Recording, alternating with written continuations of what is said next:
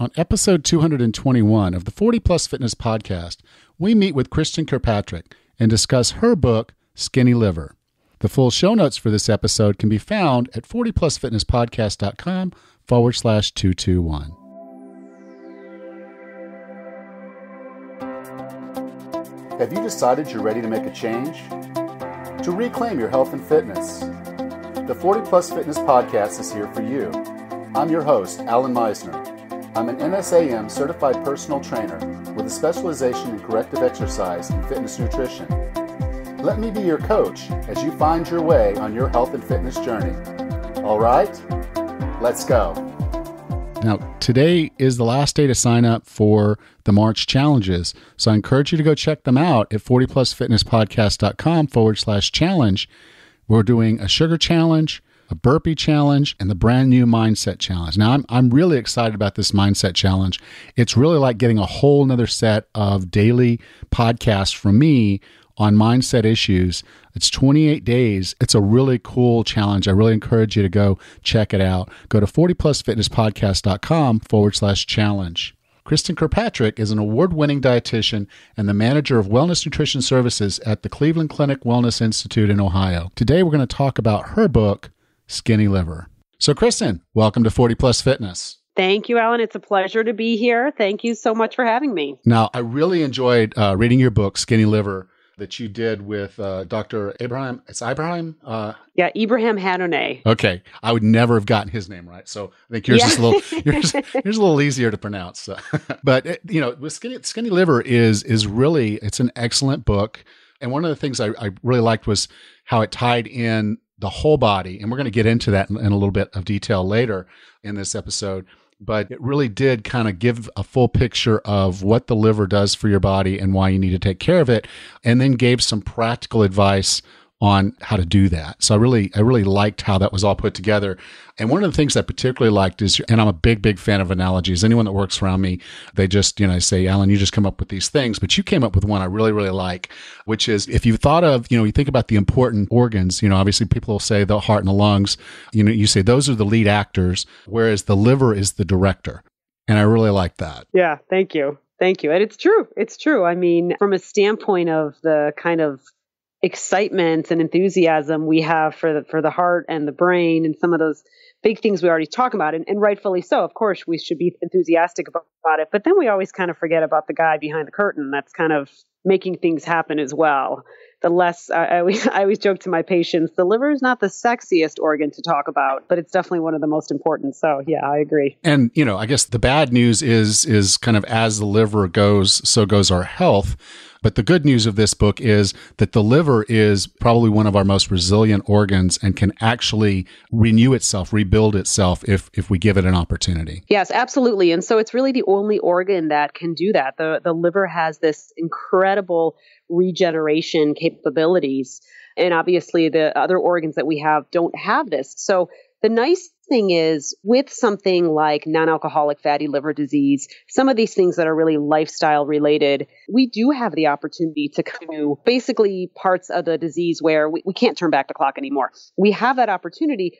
Unfortunately, sometimes our symptoms in the beginning are not there. And so we miss that cue. But yeah, I mean, I that was one of the first things when I was learning about the liver in school that I just thought was so cool. Like, wow, it can actually regenerate. We actually know of organ donations where people will give part of their liver to someone else. I mean, it's amazing when you think of the human body and everything it does. But for that one organ, I just think it's almost like science fiction, but it's not. It's true. And so it's a really amazing thing that it does. And thank God it does, because we can reverse this. Yeah. And it's just that important that, in the evolution of where we are and how we are, that is an organ that we do need to be working to stay alive. So it is a good thing that it can take care of itself a little bit, as long as we do a little bit to help it along. Now, I think a lot of people know, when the liver has problems, obviously I would know, what I've heard is before reading your book, really getting into this,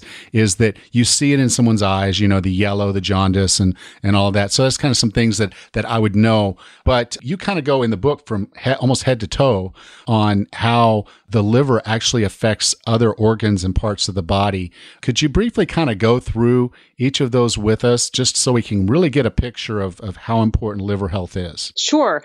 So, one of the ones I always like to start with is actually the brain, because the brain just has so much attention. When you think about the liver and the aspects that the liver has, one of the things that the liver does the best, and one of its main roles, is to metabolize nutrients and macronutrients. And so one of those macronutrients is protein. When we eat protein, we have a buildup of ammonia in the system from amino acids. And that ammonia is poisonous. We can't have it in our system. And so it's actually 100% falls on the liver to take that ammonia and to convert it in something else that is called urea, and then excrete it out of the body.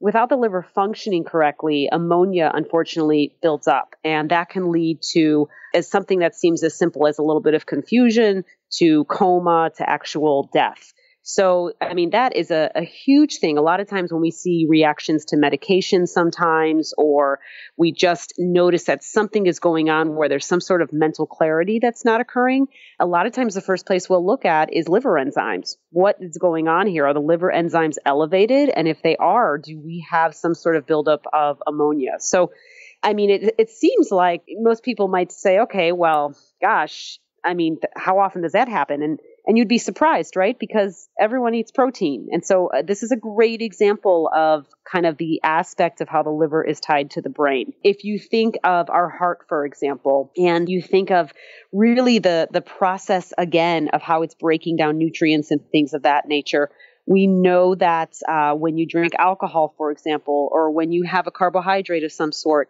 we know that sometimes there's the formation of lipids, or there could be a reduction of fatty acid oxidation. All of those things can contribute to higher cholesterol, can increase the risk for heart disease, things of that. And of course, we also know that diabetes is very closely tied to non-alcoholic fatty liver disease as well. So if you just kind of take some of those major organs and look at it and kind of see how it's impacting with each other, the liver plays actually a really enormous role that impacts those organs very greatly. Okay. Now, there are two primary conditions. There were several that you mentioned in the book, but I really kind of want to get into the two, I think, that are probably the most common. One you've already talked about a little bit was the non-alcoholic fatty liver disease. And the other is NASH, which I'm not even going to try to pronounce. Could you kind of go into what those are and how they come about? Sure. So, really, in order to talk about NASH, we really should start with non-alcoholic fatty liver disease, because that's really where this really starts to emerge. So when you start seeing the emergence of non-alcoholic fatty liver disease, it is actual droplets of fat that occur in the liver. Now, the liver is supposed to have some fat, but once it gets over a certain percentage of fat, it's being overloaded. It can't really do functions like it should. It can't really detoxify toxins that we have in the body, things like that. It can't metabolize some of those nutrients that I just talked about a few minutes ago. And so what happens is we have this buildup of fat. It impacts all these other things, and we try and reverse it at that point. This is a point where we don't really have symptoms.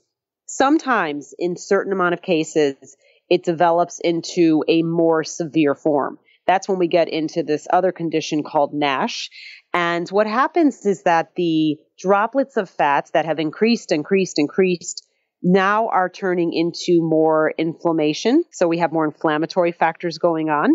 And from that, we are more likely to develop what we call fibrosis and then cirrhosis. So you have this inflammation, then you have scarring.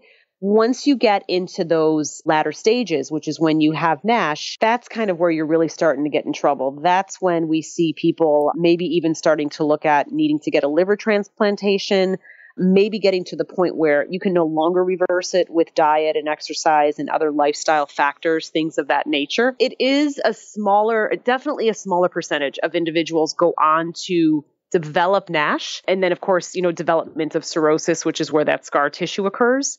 But it does happen, right? So even if it's 20%, the people that have fatty liver disease, once you start getting that inflammation and a little bit of that scarring, you're into kind of the next stages of it. So that's kind of the two main conditions. And then, of course, the end stage is the cirrhosis, where you do need a complete replacement of your liver because the scar tissue has replaced all the healthy liver cells. Okay. Now, the way a lot of people are going to learn that they have this condition is get through a blood test. And I go through about 3 to 4 times per year. I go through a kind of really a comprehensive blood test that I go through, and it includes these liver enzymes, so we can kind of see how I'm doing. And fortunately, my liver enzymes have been spot on, so things are going well for me. But could you get into what someone would look for, or at least make sure that their doctor is asking for in their blood tests, so they can at least check this out and make sure there's not a problem? Yeah, of course. So the liver enzymes is usually the first step, just as you had mentioned.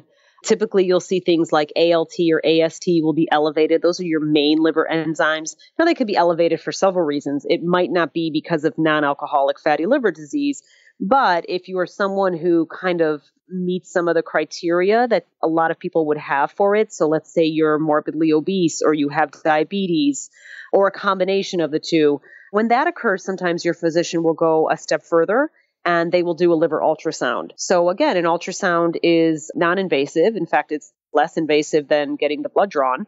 And from that, your doctor can actually determine, okay, do we actually have fat on the liver that I can see? Because the elevation of enzymes simply means that there's some sort of injury, right? We're not completely positive what it is until we get further testing. And then the third step would be biopsy. But I think for the most parts, I can tell you, Alan, for the patients that see me at Cleveland Clinic, a lot of times their goal to their physician, they will have these liver enzymes. They will meet those other criteria. They're overweight. They have a horrible diet. They're not active. All of kind of checking up the boxes. And sometimes before even going to the next standard, which is that ultrasound, they'll just be sent to me, right? Chances are you probably have non-alcoholic fatty liver disease, and then we're going to work on trying to reverse that. But those are the main things to look for. And usually, most of the time, you will have that in a complete metabolic panel. So if you're getting your regular blood work every year, and that assumes you go to your doctor every year, which, Alan, I'm sure as you know, most Americans don't, right? So that's the first step, right? Actually show up and get an annual physical. Typically, it will be pinpointed at that point. Yeah, and I can't stress that enough. You know, when I started, because when I was really looking at getting healthy and fit, that was one of the things that I was missing. And when I went to my doctor and did the blood screens, you know, I learned a lot about my body and then kind of fashioned my plan around what was going on. So I was, you know, at that point around 40% body fat, which I think it put me somewhere. My BMI was probably somewhere around 35, 37. So I was in the obese, but not morbidly obese area when I first started that journey. But, you know, my enzymes for my liver were fine. So at least from that perspective, I felt, okay, I haven't done any damage that I can't repair here. You know, my A1C was not out of whack either, which I'm very fortunate that it wasn't, given how long I had been overweight. I fully expected that to be a problem. But so for me, it was blood pressure and cholesterol and kind of some of the normal stuff that I think just about every working middle-class American has. But having those numbers and having that information was really good for me to focus what I needed to work on. But kind of the cool thing here is that the more I learn about how to live a healthy lifestyle, it actually all ties in. And just like you mentioned, you know, that diabetes and liver disease and heart disease, they all share some commonalities in what is kind of generating and causing us to have these problems. And I love the term you use because I haven't heard it in a long time, is scare the bejesus out of you. When you start getting these blood tests, some of them might give you a little bit of alarm because the numbers could be a little bit scary. That's not a reason to avoid going to the doctor to get that information.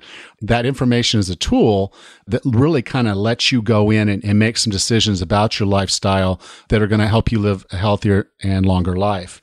So in getting to you, the cool thing about this book, again, I really like the book, is that you not only tell us what the problem is, but you start giving us some guidelines for solutions. And you have a couple of plans, one for the individual that really wants to lose some weight, and one that's really just more for maintenance or kind of getting yourself back on track when weight loss is not really something you have to do or need to do, but you're still kind of having some problems with the liver. One of the enemies, and it comes up on this show quite a bit, is sugar, particularly added sugar. Could you take a little bit of time to kind of talk about, because I think a lot of people think, well, if I, and again, it's out there and I don't necessarily agree with it, but if you eat fat, you're going to get fat. And I think, for me, I found that sugar is really what the problem is. Could you kind of talk about sugar and how it kind of leads us down this road towards particularly fatty liver and NASH? Yeah, absolutely. Well, I mean, with most things, with both weight loss and health, and definitely with fatty liver, fat is not the enemy here, right? And you had said it's out there, and unfortunately, sometimes it's not true, and it definitely is not. So, in terms of sugar with the liver, number one, most people know that sugar, just has absolutely no nutrient density. There's really no redeeming value of it whatsoever. There's nothing that is going to benefit our health by having more sugar. There's no doubt about that. I actually consider it to be probably one of the most poisonous substances in our food system. And the liver is obviously one of the organs that has to deal with either excess sugar or even just having small amounts of sugar in the diet through metabolism. But it is actually the only organ that can metabolize the sugar fructose.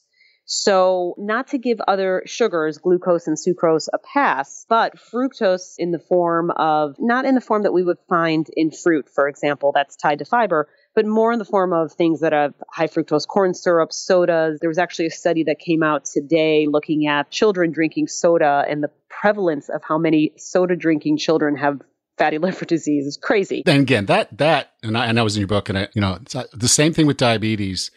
And I'm like, I'm just baffled that in such a short amount of time as they've been on this earth, that our food products can harm them that quickly. It's just so scary. It is very scary. And actually, non-alcoholic fatty liver disease is the number one liver disorder that's now being diagnosed in the pediatric population. So, it's completely lifestyle related. So what happens is when we have an increase of fructose in the diet and the liver gets overwhelmed with trying to metabolize it, we know that there's several things that can occur from studies that we've seen. We know that having too much fructose from a liver perspective makes our tissues more insulin resistant.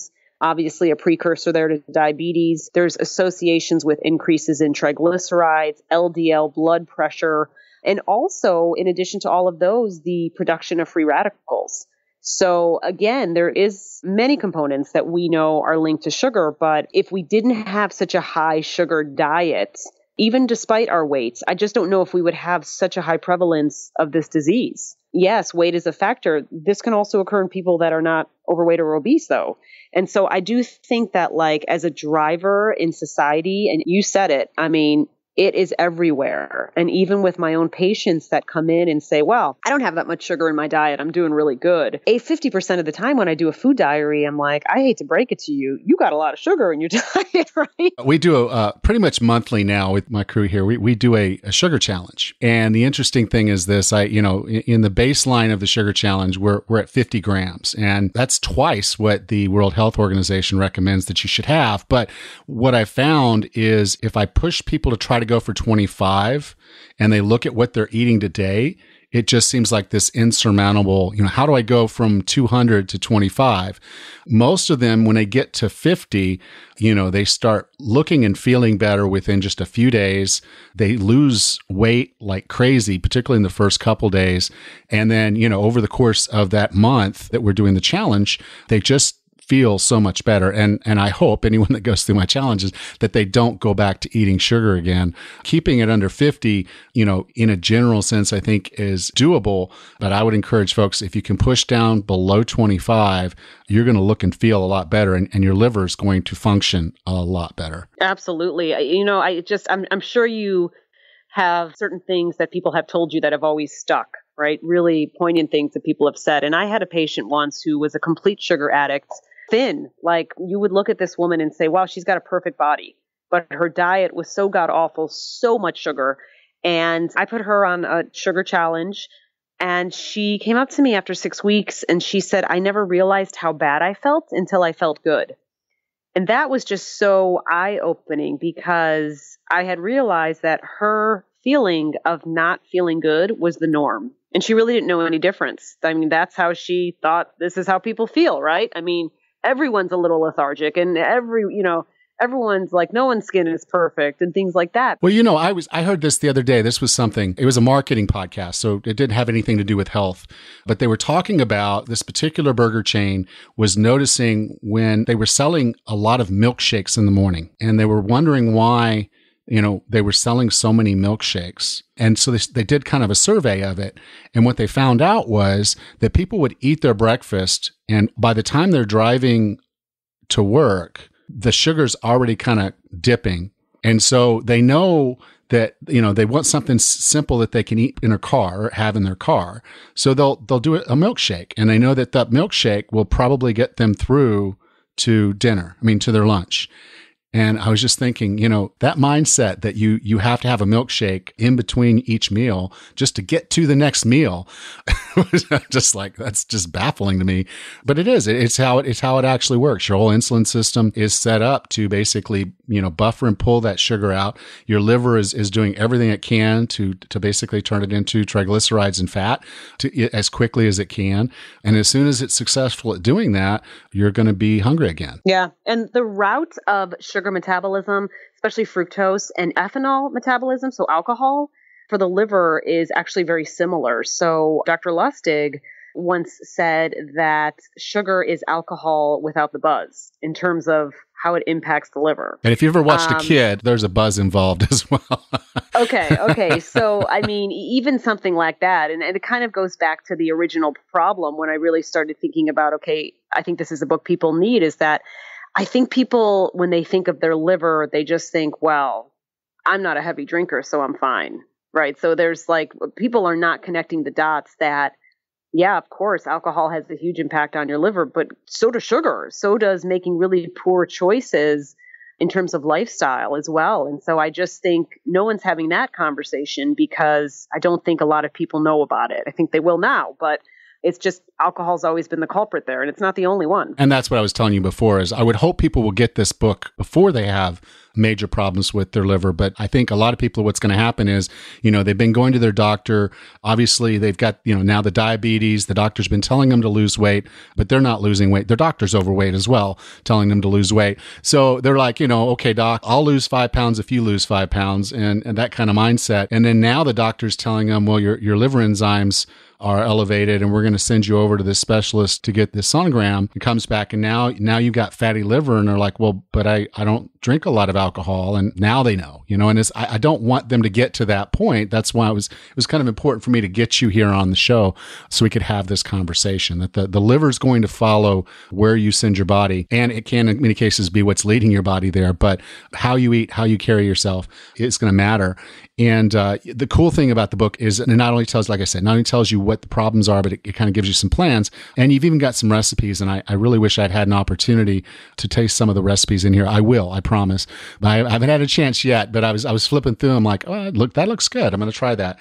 But I did want to get into something. You didn't go into this in a whole lot in the book, so it's kind of off script a little. You did talk about glutathione levels in the liver and how they'll be higher or lower based on the general health of the heart, of the liver. But there's kind of a push now, and I'm hearing it more and more, of basically supplementing. And I like how you're a whole food person. The book is whole foods, supplement with some things when you need it, like vitamin D particularly, but you're not big on supplements. So I know you might squash this straight away, but what are your thoughts on supplementing with glutathione? I don't have any negative aspect of supplementing with glutathione. I think that, and we definitely do, I can tell you, we do it here in our functional medicine department without a doubt. As you know, with glutathione and looking at levels of glutathione, when people do have non-alcoholic fatty liver disease and we lose some of that, we increase oxidative stress. There's been clear studies that show that. And so I think from the standpoint of supplementation with it, I didn't cover it obviously in great impact, but I do think that supplementing with it is not a bad idea. And I also think it's different from some other supplements where there could be some herbs and things of that nature that actually might be harmful to the liver. We know that glutathione it's a good manufacturer, if it's a good company, that it's safe and could even be beneficial. So I have no problem with people supplementing with that. And that's another thing that I've read. Again, I've never used the supplement myself, but it has to be in a liposomal base because basically if you just took it straight up, your stomach would destroy it and you wouldn't get any value from it. So it has to be able to make it past the stomach for your liver to actually get access to it. But I was just curious because you've done the research, kind of what you thought. And it's interesting to hear that you do use it with some of your patients, which is good. Well, I do want to thank you for being on the show. This has really been some awesome information. The book Skinny Liver is a great book. It's worth getting. If someone wanted to get in touch with you or learn more about your book, where would you like for me to send them? Yeah, my website would be perfect. So it's just Kristin, Kristin, at KristenKirkpatrick.com. Awesome. Now, I'll have in the show notes links to that. This is going to be episode 221. So you can find the show notes at 40plusfitnesspodcast.com/211. So Kristen, thank you so much for coming on the show today. Thank you, Alan. It was an honor and a privilege. Now, before you get going, I need you to go over to 40plusfitnesspodcast.com/challenge and check out the challenges we have going on for March. There's a sugar challenge, a burpee challenge, and the brand new mindset challenge. And the cool thing is these are complementary programs that you can do all together at the same time. So you can actually do all three if you choose.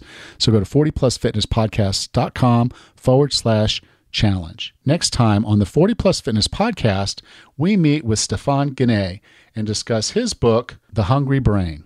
Until then, have a happy and healthy day.